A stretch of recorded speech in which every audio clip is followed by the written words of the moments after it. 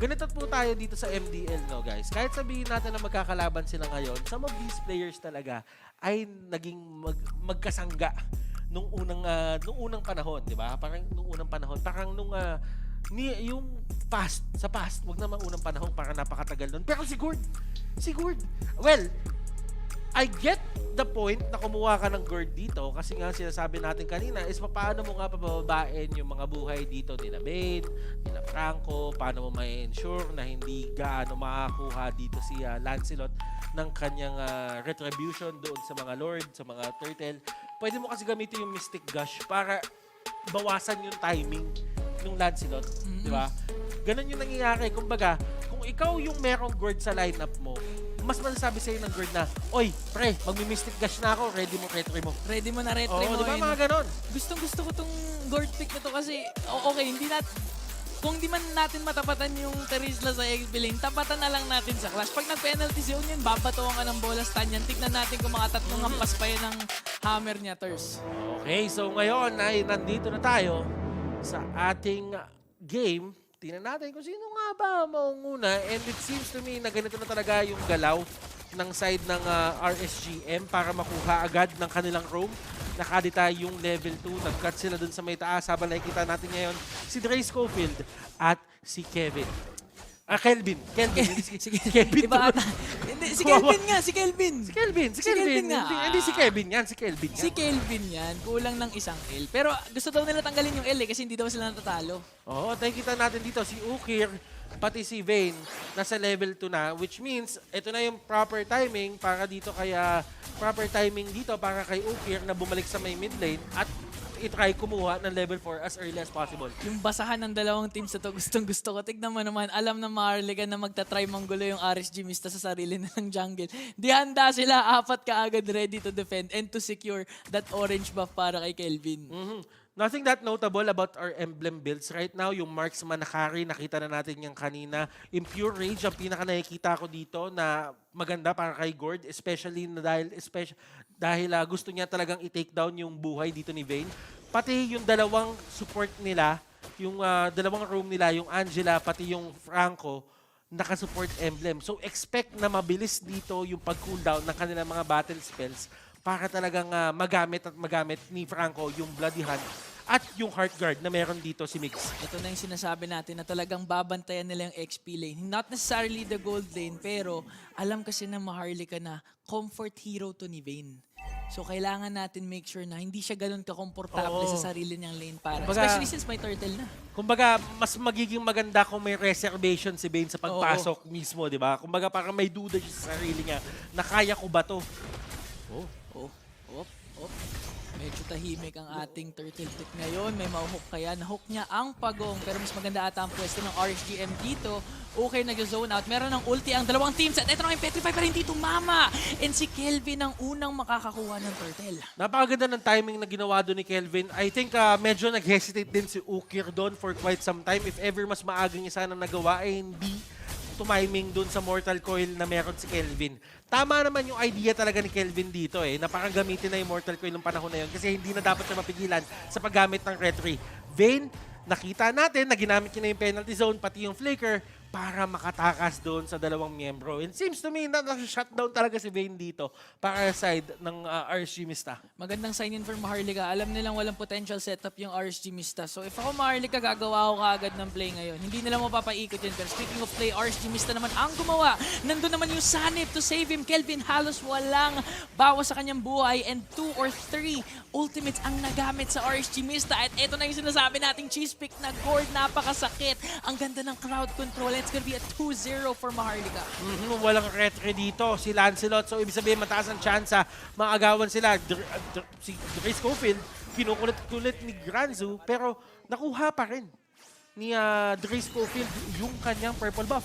Lance God yan Siyempre makukuha pa niya pero Vayne ngayon, penalty zone, makaka-flicker out dito si Migs at apat ang kanyang kaharap. Hindi niya kakayanin. So maganda talaga yung pag-pinpoint nila and pag-shutdown kay Vayne. Sige, nakuha mo yung hero mo pero may strategy kami para dyan. And as you're seeing right now, habang nangyayari yung mga laban na yun, nabibigyan ng espasyo dito para makabuo ng gamit si Carry. At kung tinignan natin yung Carry ngayon, hindi siya papunta doon sa normal niyang build na corrosive site agad. May gagawin siyang kakaiba dito, pero merong attempt to take down Gransu and it will be successful. May trade ba na magaganap sa taas? Yun ang tanong. Yun ang tanong. Pero speaking of tanong, kaya pa ba nilang isustain itong mid-turret na to dahil sobrang detrimental ito for Maharlika Esports. That signifies na open ang kanilang jungle at pwedeng-pwede sila manggulo lalo, especially naka-Franco pa si Xnova. And the Migs, wala pa siyang ultimate dito, pero I feel like for Maharlika, tama yung call na gagawin nila dito na bigay nyo na muna. Kasi Lancelot din yan, nakakaagaw din yan. Kung pipilit natin, mas tataas yung losses natin. Isipin mo, nakakuha ka ng turtle, tapos may kill pang kasama. So parang ano yun, 13th month. 13th month pa yun na. 13th month yun. Hindi, 2 kill eh. So nag-14th month 14th na. month, 14th okay, month okay. na yun. Payday na payday talaga. Uy, payday ngayon. Oo. Ay, bukas. Bukas. Oo. Pero kalma lang kayo dyan, guys. Alam namin payday na yun na. Pero tatandaan na madami pang mangyayari na aksyon dito sa MDL. Kaya talagang Thursday muna tayo. Thursday mindset. Thursday. Na Thursday mindset. Araw mo pala ngayon, man. Oo. Thursday pa. Pero ngayon Ingan, kung papansinin natin dito, si Mingwin, as much as possible, nagiging passive lang sila. Alam nila na kailangan pa rin nila mag-skill. They know that it's part of the game. At kung isipin mo, si Seiji dito, maganda naman si Seiji, hindi napapakailaman eh. Grabe yung map awareness. Ayun na naman yung layering of skills. Hook, pati na rin yung Breath of the Ocean and Rough Waves will secure that kill. Buti na lang though, hindi umabot si Migs doon kasi kung umabot pa yung Heart Guard, baka nasama pa siya sa kill. At alam mo, tinututukan talaga nila si Kelvin kasi si Kelvin talaga yung nag-set up ng tempo para dun sa kanyang team. Pero kasi masyado na nilang nane-neglect yung idea na yung carry nagpa-farm lang na nandyan. And it's a matter of time, Ingan, bago pa magkaroon ng chance dito si Migs at si Seiji na magsama or saniban niya dito mismo si Carry. Grabe. Tira mo yung gamit dito ni Carry. Although bumalik siya doon sa main idea niya na mag-corrosive site muna, pero nilagyan niya kasi ng nilagyan niya ng onting dito para maganda naman yung damage output niya at hindi siya basta-basta pang mid-game Oo, pang late game. late game lang. Hindi kailangan hintayin yung late game. Tsaka kasi nagawa din nila yun kanina, nung game number 1. Diba? Sobrang lamang na lamang nila. Halos hindi na nag-defensive items si Kari. Tapos maganda yung focus niya dahil nakapalag siya doon early to mid-game pa lang. And grabe no, nag-swap pala ng lanes yung Maharlika Esports. So si Kari na yung nasa top lane, forcing Vayne na mag-flicker out. Pero speaking of force, eto na ang magandang initiations coming in from RSG Mista. Kelvin na naman ang mamatay. No retribution holder. Pero dito Seiji nanganganib ang buhay. One hit na lang. Hahabulin siya na Xnova. Meron pa bang hook na tatama pero Mix to the rescue. As well as Mingwin. At grabe naman yung pinapakita ngayon ng Maharlika Esports with the counter initiation. Dalawa ang tutumba. And ang maganda pa doon, si Seiji ay buhay pa rin. Seiji dito nasalba ng kanyang team, nagkaroon pa ng isang assist.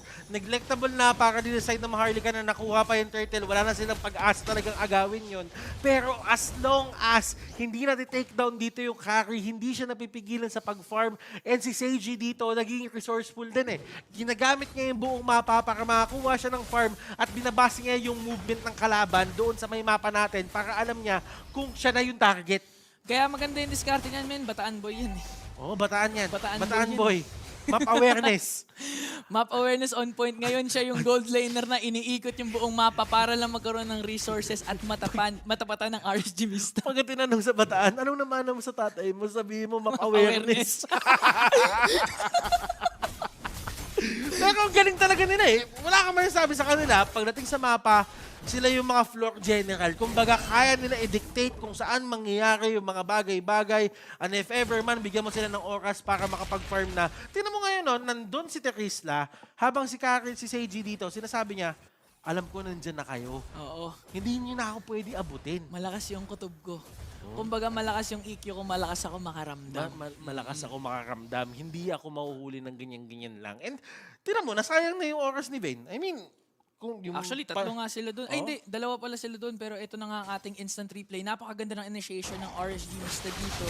Pero yung tiyaga ng Maharlika Esports ang nangibabaw. Dahil hindi na nila napatay si Seiji, nakadalawa pa rin sila in exchange for that turtle, Butters. At nakikita mo dito kung paano hinarangan bigla-bigla ni Mix yung hook na pwedeng iba to, yung Iron Hawk na pwedeng iba to doon ni X-Nova. Kaya naman yung lahat ng possible attempt, kahit nga yung Thorned Rose na timingan ng Phantom Step di ba? Oo, grabe. Sobrang on point talaga yung pag-cast nila ng skill. Pero Maharlika Esports, apart from casting, ang ganda kasi talaga ng layering of skills nila. Kaya ngayon, gumagana yung pick ni Mingwin. Tignan mo kay DA301, napaka-unorthodox pick ng Gord na yan. Pero alam mo, yung Gord na yan, yung nag-lead sa kanila para makuha ang kanilang unang panalo sa mga skirmishes na nagaganap. Alam nila na tatlong miyembro yung nasa baba for the side of Maharlika para dito sa side ng RSG Mista. And tingnan natin kung sino ang tatapak doon sa may patibong. Alam naman natin na Bloody Hunt, tapos Rough Waves, parang wala na atang takasan yan eh. Samahan mo pa ng Petrify Oo, Neo. wala nang takasan yan. Wala na talaga. Pero eto na nga no, malapit na pa half HP ang Lord for RSG Mista. Maganda yung pull nila. Pero Maharlika Esports, alam nilang meron silang planong gawin. Slowly but surely, pamarcha sila doon. It's gonna be the very first Lord Dance. Handang-handa na rin naman ang Heart Guard. Ito, usual pokes lang. Talagang ine-enjoy nila yung Lord Dance. Ayun na yung sinasabi natin, Ingan, na parang ito yung adaptability na pinapakita ng dalawang team. Kung kanina, aggressive lang talagang RSGM. Ngayon, naglagay na sila ng onting preno. Yung Maharlika, nag-a-adapt na rin sila na alam nila na hindi pwedeng dire-diretso lang si Kelvin. Kanina pa nahuhuli dito ni Ukir. Kanina pa binubuhusan ng damage output dito ng RSGM yung kanyang Martis. So, kailangan mag-ingat ni Kelvin dito sa susunod na engagement if ever they want a chance to secure this Lord. Tama ka doon. Hindi pwede dire-diretso lang. Minsan kailangan mo din talaga mag-drift para makinabang ka. Pero tignan mo ito, grabe. Napa-force nila si Dre Schofield tumayo doon. Ang ganda ng positioning ng Maharlika. Pero si X-Nova, pati naman si Ukin, magandang pwesto. Wala nang hook at alam to ng Maharlika Esports. Meron pa namang flicker. Pati yung kain, kaya medyo maingat pa rin ang Maharlika. Napakahaba ng Lord Dance na ito. Kaso level 4 din si Dre Scofield, level 11 si Kelvin. So ibig sabihin, in terms of referee battle, automatic panalo dito si Dre Scofield. Ayun na naman yung setup coming in from Maharlika Esports. Pero sino ang nakuha ng Lord? Si Dre Schofield pa rin dahil sa level gap. Pero sabi ng Maharlika Esports, nandito naman si Kelvin. Decimate, tuloy-tuloy ang pagkanyang arangkada. And now 3 members are down for RSG Mista, setting their eyes on Dre Schofield. Pero ito ay isang assassin god at makakatakas rin naman. Pero maganda doon, nasa kanila yung Lord. At nahanap na ni Kelvin dito yung hinga na hinahanap niya na parang kanina pa kasi siya binibigyan ng isang matinding engage at nakita naman natin na RSGM, although nakuha nila yung panalo na yon in terms of securing that Lord, pero hindi pa rin yung total victory para sa kanila kasi nabigyan nila ng pagkakataon dito si Kelvin na makakuha ng kills. Grabe yung instant replay. Napansin ko lang, sa sobrang pagpunta nila kay Granzo. Bilis na wala yun. Ito na si CJ. Ito na. Online na to? Online na yung carry. Ito na yung problema. Kahit si Bane kanina, nabigyan na eh. 0-0 for KDA pero sa sobrang resourceful ng Bataan Boy na ito. For some reason, 12 minutes, online na. Ang bilis ma-burst down ng Lord. We will see the items in just a bit, ladies and gentlemen. But right now, for the side of RSG Mista, kailangan nila tapusin to. They know that they're in on a timer at alam nila na hindi sapat yung skills na meron sila dito ngayon. In terms yung mga skill na pwede nila iba to sa paghuli dito sa buong mga miyembro na side ng Maharlika. Pero si Seiji, naiwan! Naiwan si Seiji! Tignan mo, ayun na si Bane with the penalty zone pero hindi na kinayang tatlo. Medyo maaga nga yung pagpasok ng Heart Guard pero sakto na lang Maharlika Esports. Maaga din ginamit yung Breath of the Ocean tsaka Rough Soul ni Uker. Hindi nga tumama kay Seiji which resulted to a 2 for non-trade for Maharlika. At they are securing yung mga kailangan nila dito for the side of Maharlika. Masyado nang nagawa pa ulit-ulit yung mga Rough Waves, Bloody Hunt, Rough Waves, Bloody Hunt, na ngayon alam na nila kung ano kailangan nila gawin para hindi mahuli ng mga ganitong klaseng engagement. At si Uker, sinubukan gawin kaso yung damage masyado ng puro para sa side ng Maharlika. So sobrang online ni Seiji, men. Hindi siya nakasisid sa sarili niyang swimming pool. Animation pa lang talagang natumba na si Ukir dun. Oh my goodness, Maharlika. Ito na ba yung pagbangon? Item builds. Let's check, ladies and gentlemen. Corrosive Sight, Golden Staff, DHS, papunta na ata tayo dito sa Wind of Nature territory habang si Beatrix naman, kung papansinin, ay naka-Fury Hammer na at nag-aantay na lang siguro to ng Hunter Strike para may extra movement speed siya. Ang problema dun kahit halos tabla naman when it comes to item builds, yung layering of skills ng Maharlika sobrang on point. Makikita natin kanina, RSG Mista, yung pag-try ni Oker mag-isolate kay Seiji, hindi nag-connect kasi yung rough waves. Kaya with that in mind, medyo tumapang si Seiji sa clash na yun na siya pa nga yung nagda-dash forward, siya pa yung nagbibigay ng damage, hindi siya takot. As long as hindi nagsasabay si Vayne at si Oker dito na mahuli yung carry, I don't think nakakayanan nila just because of the Purify. Kasi kanina pa tumatalon si Vayne, inaabot niya naman si carry. Kaso ang problema, automatic parusa kasi siya doon. And alam naman natin na although sabihin natin na magandang panghuli si Vayne, yan yung mga gustong hero na pinapalo ng isang carry. Oh, maganda rin kasi talaga pumusation si Seiji. Tignan mo ang daming crowd control ng RSG Mista. May kasama pang Petrify. Pero hindi pa rin siya namamatay kahit isang beses. Oh, and RSGM, how do you end this? Yun yung tanong sa kanila eh. Although, alam ko na nakikita nyo in terms of kills, Maharlika ay nakakalamang ngayon. But in terms of presence, of map control, RSGM, sila pa rin yung talagang umaangat. And Maharlika dito, humahabol na lang sila in terms of gold Nakikita natin na parang 5K, 4K na lang ang kakulangan.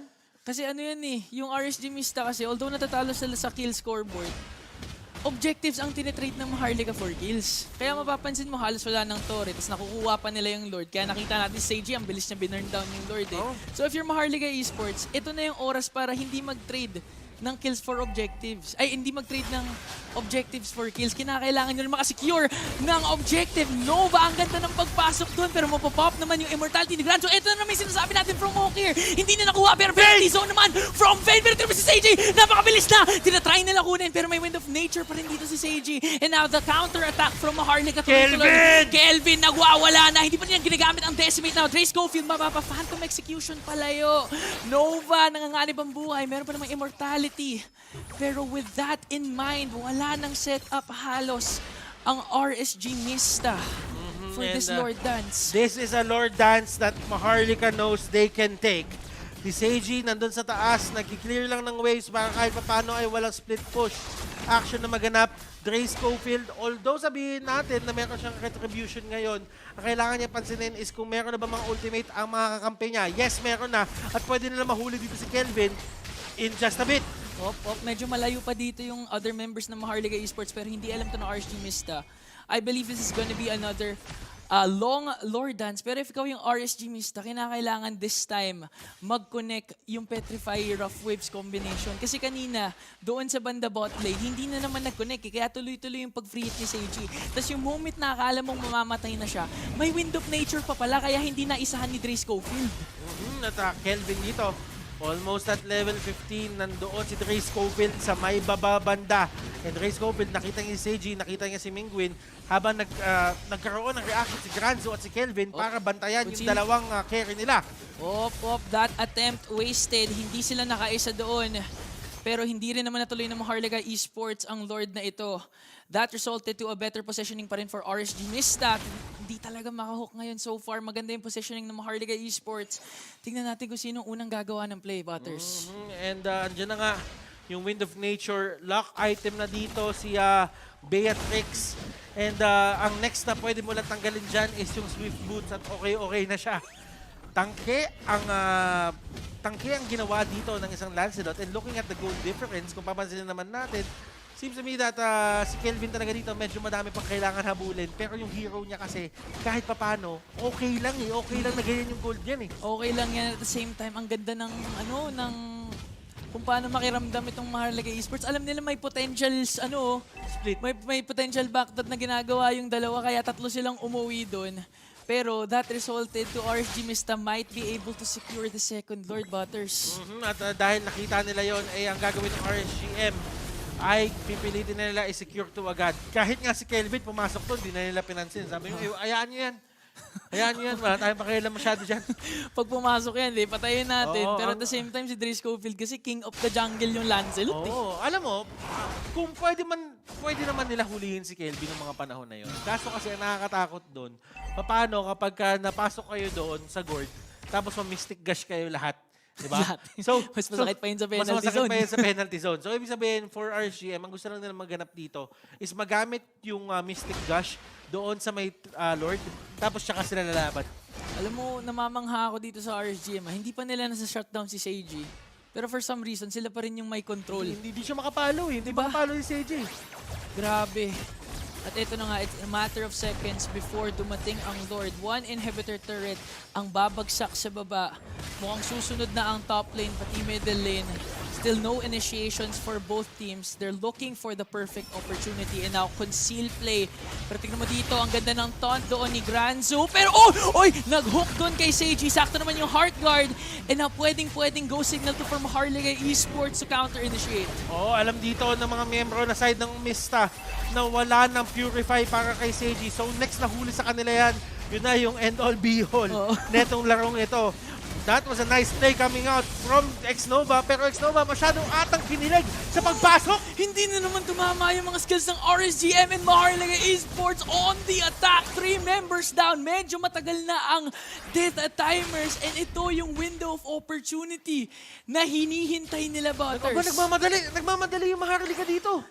Kailangan talaga nila gawin yan. Ito na talaga yung perfect time kasi Ah, hindi sila sure kung magkakaroon pa sila ng gandong opportunity ulit, Butters. oo, ini-stall lang nila. Kumbaga, ano nyo lang, balik nyo lang yung equilibrium ng minions. Pantayin nyo lang. Pantayin lang natin. Huwag para tayo magmadali, huwag tayo Oo. magmadali. Sa atin ang late game. Sa atin ang Pantayin late nyo, wala tayong torre, pero kaya natin mag-dep. Meron tayong gourd, meron tayong carry, okay lang tayo dyan. Sila Granzo dito, nakapwesto na at ayaw nilang pagalawin dito si Dre Scofield, sila 1-6, para hindi lang maklear yung wave. Maganda nga yung management nila ngayon. As if ever hindi man nila mapush yung mga Tori, maganda rin naman ang kanilang wave control. Ito na nga, Dre Scofield, tuloy-tuloy lang ang pagpupok. Pero Butters, gusto ko lang balikan yung nangyaring clash sa taas. Ang daming times na nag-initiate yung RSGM, pero yung layering of skills na naman hindi tumama. Nag-start yun with Xnova's flicker in, patikain. Hindi nila na-burst down, si Granzo ata yung nakuha nila. Tapos si Uker went for the Breath of the Ocean Rough Waves combination, pero hindi na naman tumama. So far, if RSG mista ka, oo, malaki yung gold lead mo, pero this needs to translate din sa layering of skills. Oo, at nakikita naman natin dito, dahil nga nanggigil na sila, dahil wala nang purify sila sa AG. Pero kasi yung punish na meron dyan kumbaga gusto mo kunin yung gourd.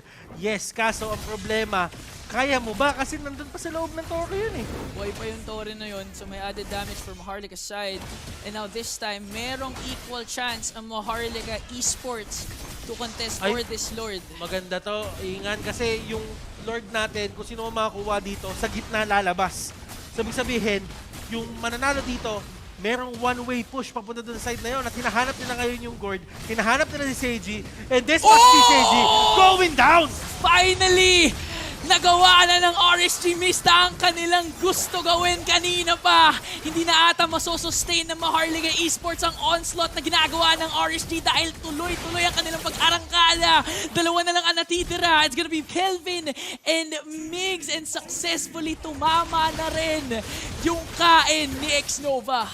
And this might be it. Ang kailangan gawin dito ng dalawang members ng side ng Maharlika is to clear the waves, pero ino-overwhelm lang sila ng side ng RSG Mista. Pupunta tayo ng game number 3. RSG Mista. Talagang komportable sila before approaching game number 2.